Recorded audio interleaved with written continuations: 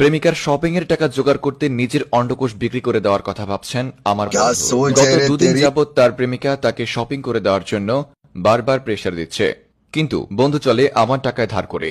বন্ধুর কাছে কোনো টাকা নেই। বন্ধুর কাছে টাকা না থাকায় সে শপিং করে দিতে পারছে না তার প্রেমিকাকে।